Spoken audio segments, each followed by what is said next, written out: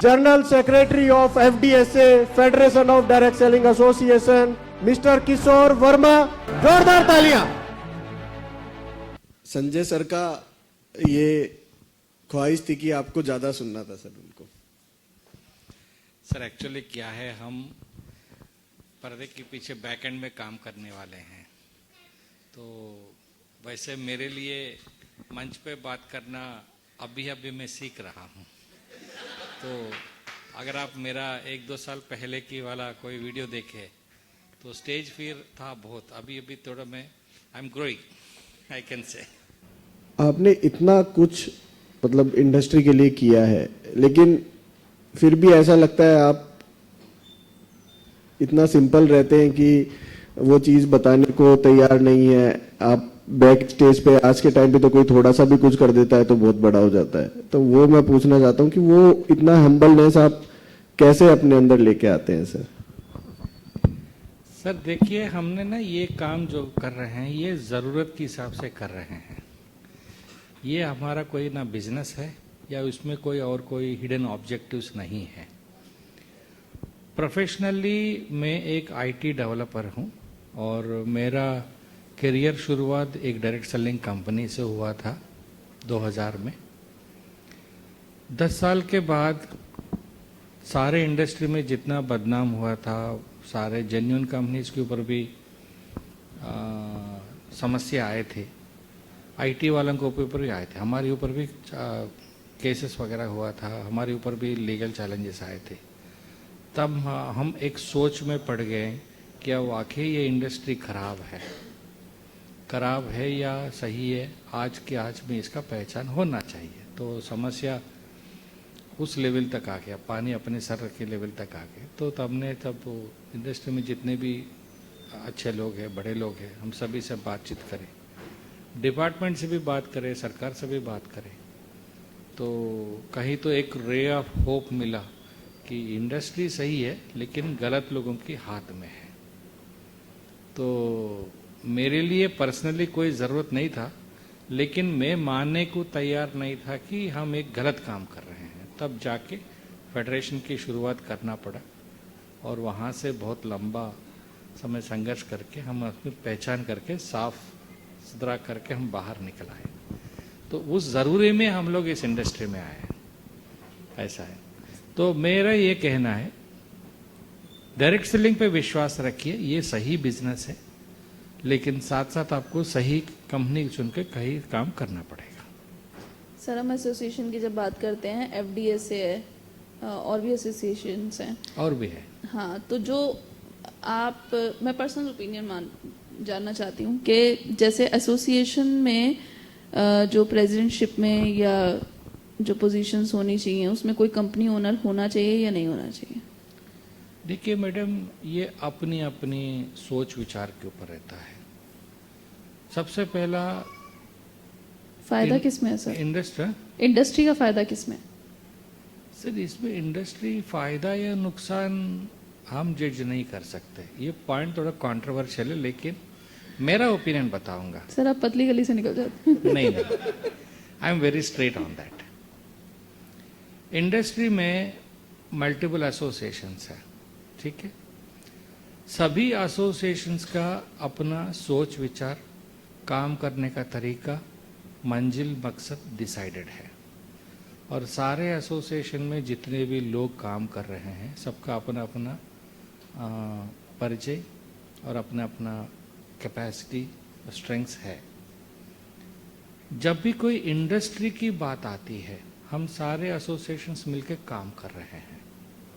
हमारे बीच में कोई दुश्मनी नहीं है, बिल्कुल नहीं है। Maybe there is a difference of opinion, there is a difference of way of working, but आप पिछले 10-15 साल में जितना भी इंडस्ट्री एक्टिविटी हुआ, आप देखो बहुत सारे एसोसिएशन मिलकर हमने काम किया है। When it comes to industry prospect, I mean to say, but when association की बात आता है तो अपनी अपनी प्रोसीजर के हिसाब से मेंबर कंपनीज को रिक्रूट करता है या मेंबर कंपनीज को अवेयरनेस प्रोवाइड करता है, काम करता है। अब एसोसिएशन के अंदर कार्यवर्ग कौन होना है कौन नहीं होना है वो एसोसिएशन के मेंबर्स डिसाइड करते हैं, जिसके ऊपर विश्वास है, जिसके ऊपर भरोसा या जिसकी काम पे आप यकीन करते हैं, उनको वो अपने अपने कार्यवर्ग डिसाइड करते हैं. We are not there to decide what is the criteria to be president और ए जनरल सेक्रेटरी और ए ट्रेजरर. इट्स एसोसिएशन का मतलब क्या है, आपस में एक समारोह एक समूह अपने अपनी काम निकाले. ये आजकल सर ये उसी तरीके से हो गया जो पॉलिटिक्स में चलता है ना कि भाई परिवारवाद है या फिर कोई भी अच्छा काम करके ऊपर आ सकता है. Sir politics is totally different और इंडस्ट्री एसोसिएशन टोटली डिफरेंट. यह उसका पॉलिटिक्स से मत कंपेयर मत करिएगा. No, there is no match at all. कि आजकल ये भी बोला जाता है कि डायरेक्ट सेलिंग पूरे तरीके से जिस तरीके से पॉलिटिक्स काम करती है उसी तरीके से हम काम तो नहीं करता है. करते हैं, हम तो नहीं करते. लो. सर लखपति दीदी में स्मृति ईरानी ने बोला था कि एसोसिएशन में एक औरत का भी होना जरूरी है. Correct. जितनी भी एसोसिएशन रन करी है उसमें एक भी लेडी नहीं है. 30%. So I think it is a shame. क्या एक औरत नहीं है कोई भी जो रिप्रेजेंट कर सके इंडस्ट्री को? क्या नहीं होना चाहिए? आप क्या सोचते हैं? मैडम आपने ये पॉइंट निकाला, बहुत अच्छी बात है. ये 8 मार्च को हुआ था ये बात, और एफडीएससी की तरफ से मैं हमारा काम बता सकता हूँ. हमारा अगला मतलब ऑलरेडी 3 मंथ्स हो गया, अगला 3 मंथ्स मतलब 6 महीने हमने एक टारगेट रखा था. हमारी कार्यवर्ग में 30% कोटा पूरा कर रहे हैं. यहाँ पर समस्या क्या है, एफडीएसए कार्यवर्ग के अंदर होने के लिए सबसे पहले एक डायरेक्ट सेलिंग कंपनी के मैनेजमेंट में होना ज़रूरी है. अब वो इंडिया में जेन्युइन कंपनीज, उसके अंदर मैनेजमेंट में लेडीज अवेलेबिलिटी बहुत कम है. तो जो भी हमको अपॉर्चुनिटी है, we are ready to fulfil the quota. हमने जो वादा किया है हम वो पूरा करेंगे. तो ये ऐसा क्यों है सर? ये इतने साल तो आपको भी हो गए. क्या रीजन है कि लेडीज नहीं है मैनेजमेंट में? अभी कहाँ है कंपनियां जिसमें लेडीज चला रहे हैं? नहीं तो क्या रीजन है सर? ऐसा तो नहीं है कि लेडीज में कैपेसिटी मैं पोटेंशियल नहीं कैपेसिटी है. की बात नहीं कर रहा हूँ, मैं criteria has to be met ना. Criteria has to met. सबसे पहला जेन्युइन कंपनीज को मेंबर बनाना है और उस मेंबर कंपनी से मैनेजमेंट में लेडीज होना है. सो ये क्राइटेरिया बहुत नैरो है. We are very much open, no doubt about it. अगला 3 मंथ्स में हो जाएगा. चलो आई थिंक हो, औरतें भी आए मैनेजमेंट में और श्योर एसोसिएशन में. सर आगे आप क्या सोचते हैं? जो स्टेट में लॉज आ रहे हैं, क्या हर स्टेट में डायरेक्ट सेलिंग के लॉज आएंगे? No, madam. The central law is full and final. States have to adopt it. That's all. State have to adopt the central law.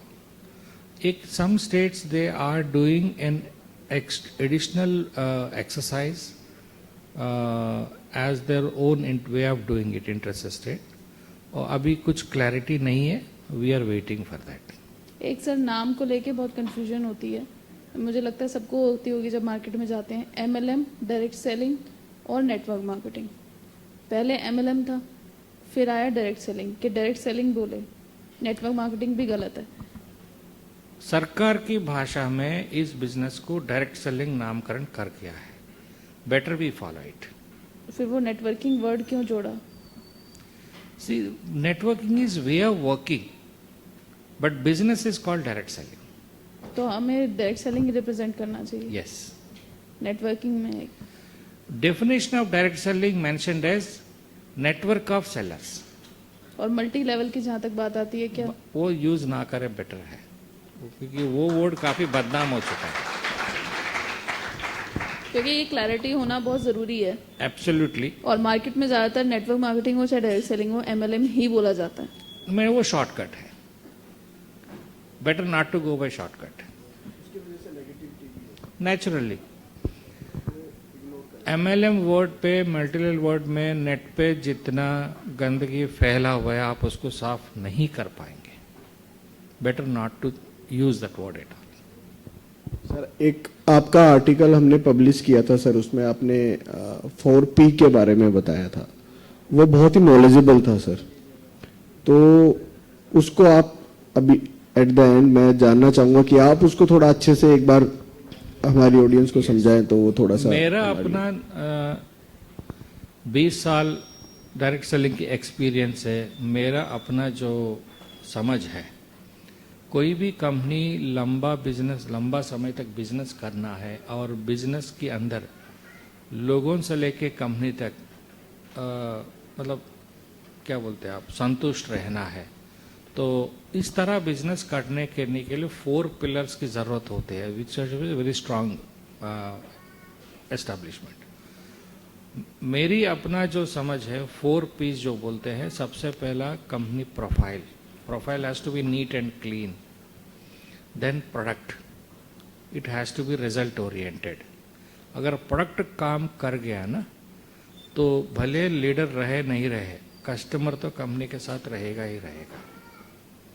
Then plan, जितने लोग मेहनत करके प्रोडक्ट की सेल्स ला रहे हैं, उसका रेस्पेक्टफुल रीजनेबल रेम्यूनरेशन होना चाहिए, उसके लिए सही प्लान होना चाहिए। और फाइनली पीपल, जो लोग आप चुन रहे हैं वो भी तो सही होना चाहिए। पहले 3 सही हो के आप गलत लोगों के पास जा रहे हो, जो क्रिप्टो में लगे हुए हैं, जो लालच में लगे हुए हैं, फायदा नहीं है। तो लोग भी आपको वैसा चाहिए जो मेहनत के लिए, सही चीजों के लिए तैयार है, पेशेंट्स हैं, who can give some time and energy for a long term results।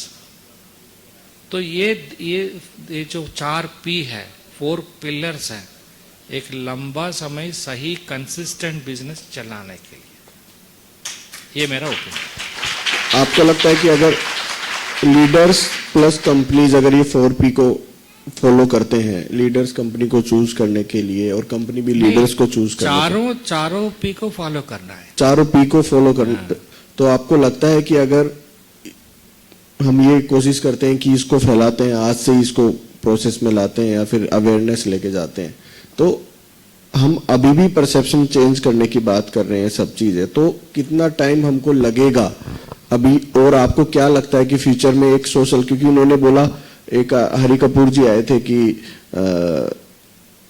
लोग एक्सेप्ट ही नहीं करते हैं अभी भी, हम प्लान लेके जाते हैं, हम सब चीज लेके जाते हैं, अभी भी एक्सेप्ट नहीं कर रहे हैं, इतना अवेयरनेस है, सब कुछ है, तो कब तक ये चीजें चलेगी? आपको क्या फ्यूचर दिखाई दे रहा है? जेन्युइन चीज सर्वाइव होने के लिए कभी भी टाइम लगेगा, मेहनत लगेगा, because we are not giving any rosy picture. हम कोई दिखाव पे नहीं जा रहे हैं।